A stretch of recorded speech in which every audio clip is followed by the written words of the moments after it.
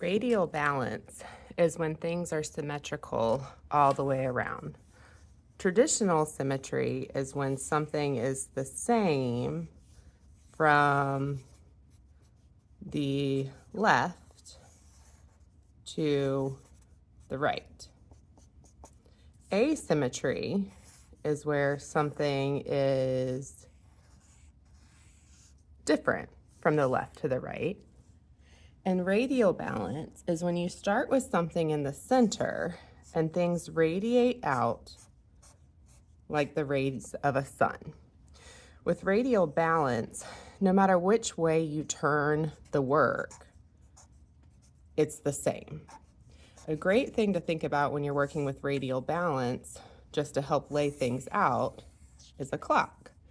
When you have the 12 on top of a clock, the 6 on the bottom, if you made one hand point to the 12 and one hand point to the 6, you're already starting to show radial balance. If you add a 3 and a 9 onto the clock, you can continue to show radial balance, and then you can use that to help split the piece into different sections. One of the most common places that we see radial balance in design is snowflakes. So if you start with the center of a snowflake and you think about the numbers on the clock, so you start with your center and you make something look like it could point to that number 12 on your clock. Then right away come down and add something that looks like it could point to your number 6 on the clock. If you continue along, next making something look like it could point to the number 3 and something else point to the number 9, you're on your way to radial balance. And then you just need to continue by splitting your difference. You don't have to continue to use the same lines the whole time. Now you get to start varying, but you've got a good layout to start.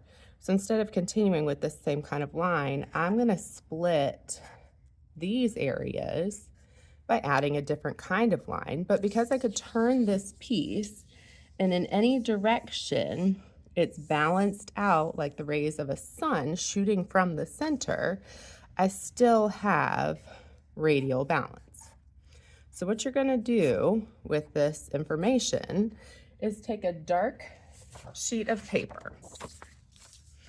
And using that dark sheet of paper, you're going to design snowflakes. You're going to use oil pastel on these. And as you're using oil pastel, you might want to stick with using the light colors because they're going to show up the brightest on this dark paper. This is a really, really light gray. This one is a really light white. Either one would work. I could even pull out some light colors if I wanted to. Maybe I'll find a light blue as well. Blue tends to look a little icy, which is nice when it comes to snowflakes. And it's also going to add some variety. Now, I'm not going to draw the same snowflake over and over and over again. I'm going to draw different types of snowflakes, and I'm going to try to fill my paper in such a way that the snowflakes are creating an interesting composition or layout on my paper. Always remembering kind of that idea of a clock as I'm working. I'm also going to try to vary my size. So I'm going to do some kind of a little bit larger, some medium, and some small, and that's going to help create some depth. So ones that are larger, like my hand is larger right now, are going to look like they're closer to your viewer, versus ones that are further away are going to look like they are further away, and then medium in the middle. So that's going to help create some nice depth in the piece. So I'm going to start off, I'm going to do a large one first. I'm going to make something that would look like it would point to the 12 on a clock. And let's see, I think I'm just going to start off with 4 lines, and then I'm going to add from there. So I've got to my 12, to my 6, to my 3, and to my 9. And now I'm going to start adding in design. All right, let's see. I'm going to add on to the end of each of these a diamond. So right now I'm just working with line and shape to set this up. Sometimes I might rotate my paper to help me with drawing, which is actually a pretty nice trick for radial symmetry. I think in my next space, I'm going to work with a shape instead of a line. I'm going to add in kind of the shape of a petal. So I'm going to come across, and I'm going to continue to rotate my paper, adding in that shape.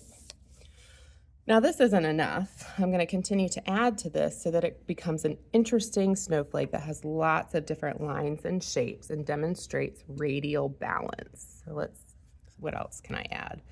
I think I'll go with a squiggly line off of these.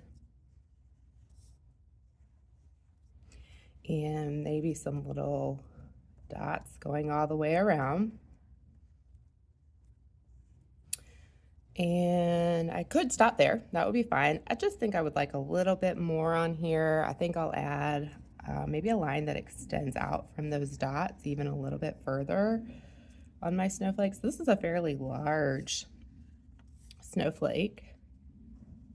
And I'm gonna add some little lines onto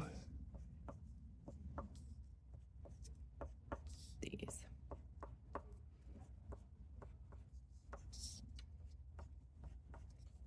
So I have one snowflake there, fairly large.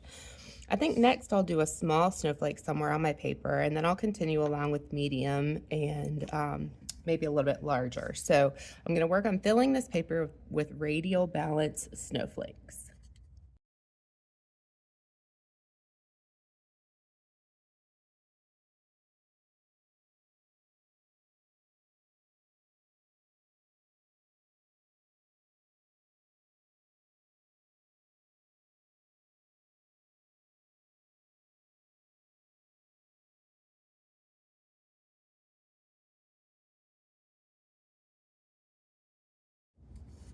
So you can see in my composition, I have several different snowflakes just filling the space of the paper. All of them have some variety. I did add at the very last minute just a couple small ones floating around just to add some things to the background.